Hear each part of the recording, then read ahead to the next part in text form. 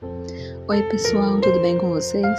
A leitura bíblica anual 2024 já vai começar. Então, se você ainda não é inscrito no canal, já se inscreve, deixe o seu like e compartilhe para os seus familiares e amigos esse vídeo de aprendizado em Cristo. Deus os abençoe. Gênesis 37. Os sonhos de José. E Jacó habitou na terra das peregrinações de seu pai, na terra de Canaã. Estas são as gerações de Jacó. Sendo José de 17 anos, apacentava as ovelhas com seus irmãos. Sendo ainda jovem, andava com os filhos de Bila e com os filhos de Zilpa, mulheres de seu pai. Porém José trazia más notícias deles a seu pai. E Israel amava José mais do que a todos os seus filhos, porque era filho da sua velhice, e fez-lhe uma túnica de várias cores. Vendo, pois, seus irmãos, que seu pai o amava mais do que todos os seus irmãos, aborreceram-no e não podiam falar com ele pacificamente. Teve José um sonho que contou a seus irmãos, por isso o aborreciam ainda mais. E disse-lhes: Ouvi, peço-vos, este sonho que tenho sonhado. Eis que andávamos atando molhos no meio do campo. Então vi que meu molho se levantava e também ficava em pé, sendo que os vossos molhos o rodeavam e se inclinavam diante do meu molho. Então lhe disseram seus irmãos: Tu, pois, deveras reinar sobre nós? Tu deveras terás domínio sobre nós? Por isso ainda mais o odiavam, por seus sonhos e por suas palavras. E teve José outro sonho, e contou a seus irmãos, dizendo: Eis que tive ainda outro sonho, e vi que o sol e a lua e as 11 estrelas se inclinavam diante de mim. E contando-o a seu pai e a seus irmãos, repreendeu seu pai e disse-lhe: Que sonho é este que tiveste? Porventura viremos eu e a tua mãe e teus irmãos a inclinar-nos perante ti em terra? Seus irmãos, pois, o invejavam. Seu pai, porém, guardava este negócio no seu coração. E seus irmãos foram apacentar o rebanho de seu pai junto a Siquém. Disse, pois, Israel a José: Não apacentam os teus irmãos junto de Siquém? Vem e enviar-te-ei a eles. E ele respondeu: Eis-me aqui. E ele lhe disse: Vai e vê como estão teus irmãos, e como está o rebanho, e traz-me resposta. Assim o enviou do vale de Hebrom, e foi a Siquém. José vendido como escravo. E achou-o um homem, porque eis que andava errante pelo campo. E perguntou-lhe o homem, dizendo: Que procuras? E ele disse: Procuro meus irmãos. Dize-me, peço-te, onde eles apacentam? E disse aquele homem: Foram-se daqui, porque ouvi-os dizer: Vamos a Dotã. José, pois, seguiu atrás de seus irmãos e os achou em Dotã. E viram-no de longe, e antes que chegasse a eles, conspiraram contra ele para o matarem. E disseram um ao outro: Eis lá vem um sonhador mor.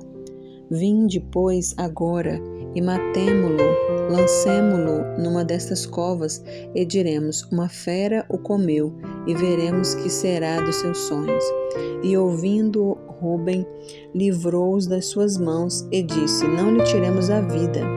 Também lhe disse Ruben: Não derrameis sangue, lançai-o nesta cova que está no deserto, e não lanceis mãos nele. Isso disse para livrá-los das mãos deles e para torná-lo a seu pai. E aconteceu que, chegando José a seus irmãos, tiraram de José a sua túnica, a túnica de várias cores que trazia, e tomando-o, lançaram-no na cova. Porém a cova estava vazia, não havia água nela. Depois assentaram-se para comer pão. Então levantaram seus olhos e viram uma companhia de ismaelitas que vinha de Gileade, e seus camelos traziam especiarias, bálsamo e mirra, para levá-los ao Egito.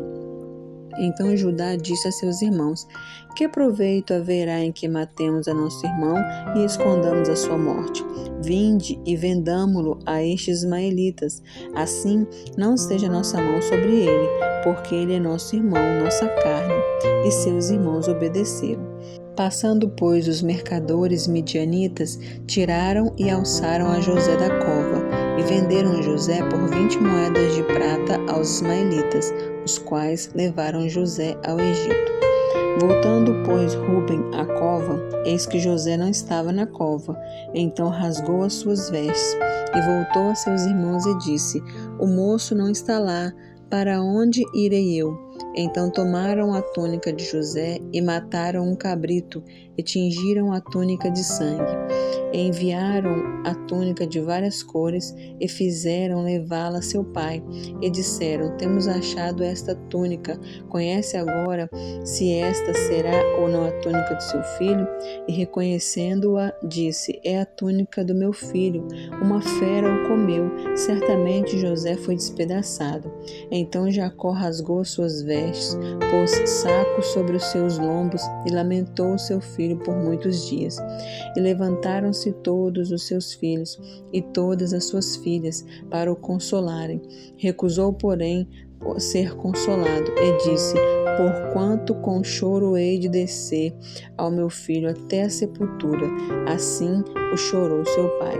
E os midianitas venderam no Egito a Potifar, eunuco de Faraó, capitão da guarda. Gênesis 38. Judá e Tamar. E aconteceu no mesmo tempo que Judá desceu entre os seus irmãos e entrou na casa de um homem de Adulão, cujo nome era Ira. E viu Judá ali a filha de um homem cananeu, cujo nome era Sua, e tomou-a por mulher e entrou a ela. E ela concebeu e deu à luz um filho, o qual chamou E tornou a conceber e deu à luz um filho, o qual chamou Onã. E continuou ainda e deu à luz um filho, e chamou Selá. E Judá estava em Quezibe, quando ela deu à luz. Judá, pois, tomou uma mulher para o seu primogênito, cujo nome era Tamar. Porém, o primogênito de Judá era mau aos olhos do Senhor, por isso o Senhor o matou. Então disse Judá a Onã: Toma a mulher do teu irmão, casa-te com ela e suscita descendência a teu irmão. Onã, porém, soube que esta descendência não havia de ser para ele. Por isso aconteceu que, quando entrava a mulher de seu irmão, derramava o sêmen na terra para não dar descendência a seu irmão. E o que fazia era mal aos olhos do Senhor, pelo que também o matou. Então disse Judá a Tamar, sua nora: Fica-te viúva na casa de teu pai, até que Selá, meu filho, seja grande. Porquanto disse, para que porventura não morra também este, como seus irmãos. Assim se foi Tamar e ficou na casa de seu pai. Passando-se, pois, muitos dias, morreu a filha de Sua, mulher de Judá, o qual, depois de consolado, subiu aos tosqueadores das suas ovelhas em Timna, ele e Ira, seu amigo, o adulamita. E deram aviso a Tamar, dizendo: Eis que o teu sogro sobe a Timna a tosquear as suas ovelhas. Então ela tirou de si os vestidos da sua viuvez e cobriu-se com um véu, envolveu-se e assentou-se à entrada das duas fontes que estão no caminho de Timna, porque via que Selá já era grande e ela não lhe fora dada por mulher. E vendo-a Judá, teve-a por uma prostituta, porque ela tinha coberto o seu rosto. E dirigiu-se a ela no caminho e disse: Vem, peço-te, deixa-me entrar a ti, porquanto não sabia que era sua nora. E ela disse: Que darás para que entres a mim? E ele disse: Eu te enviarei um cabrito do rebanho. E ela disse: Dar-me-ás penhor até que os envies? Então ele disse: Que penhor é que te darei? E ela disse: O teu selo, o teu lenço e o cajado que está em tua mão. O que ele lhe deu, e entrou a ela. Assim ela concebeu dele. E ela se levantou e se foi, e tirou sobre si o seu véu, e vestiu os vestidos da sua viuvez. E Judá enviou o cabrito por mão do seu amigo, o adulamita, para tomar o penhor da mão da mulher, porém não achou. e perguntou aos homens daquele lugar, dizendo: Onde está a prostituta que estava no caminho junto às duas fontes? E disseram: Aqui não esteve prostituta alguma. E tornou-se a Judá e disse: Não a achei. Também disseram os homens daquele lugar: Aqui não esteve prostituta. Então disse Judá: Deixa ficar com o penhor, para que porventura não caiamos em desprezo. Eis que tenho enviado este cabrito, mas tu não a achaste. E aconteceu que quase 3 meses depois deram aviso a Judá, dizendo: Tamar, tua nora, adulterou, porque está grávida do adultério. Então disse Judá: Tirai-a para fora, para que seja queimada. E tirando-a fora, ela mandou dizer a seu sogro: Do homem de quem são estas coisas eu recebi? E ela disse mais: Reconhece, peço-te, de quem é este selo, este lenço e este cajado. Então, reconhecendo-os, Judá disse: Mais justa é ela do que eu, porquanto não a tenho dado a selar meu filho, e nunca mais a conheceu. E aconteceu ao tempo de dar à luz que havia gêmeos em seu ventre. E sucedeu que, dando ela à luz, que um pôs fora a mão. Então a parteira tomou-a e atou em sua mão um fio vermelho, dizendo: Este saiu primeiro. Mas aconteceu que, tornando ele a recolher a sua mão, saiu o seu irmão. Então ela disse: Tu tens rompido uma saída. E chamaram-lhe Pérez. E depois saiu seu irmão, em cuja mão estava o fio encarnado, e chamaram-lhe Zerá. Gênesis 39. José na casa de Potifar. E José foi levado ao Egito, e Potifar, eunuco de Faraó, capitão da guarda, homem egípcio, comprou-o da mão dos ismaelitas que o tinham levado lá. E o Senhor estava com José, e foi homem próspero, e estava na casa do seu senhor egípcio.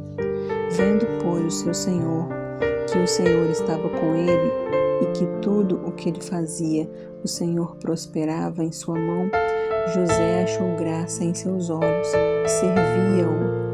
Então ele o pôs por mordomo de sua casa, e entregou na sua mão tudo o que tinha.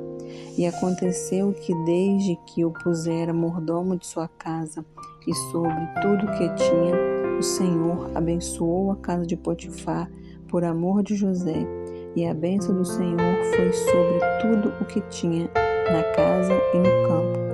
E deixou tudo o que tinha na mão de José, de maneira que nada sabia do que estava com ele, a não ser do pão que comia. E José era formoso de porte e de aparência. E aconteceu depois destas coisas que a mulher do seu senhor pôs os seus olhos em José e disse: Deita-te comigo.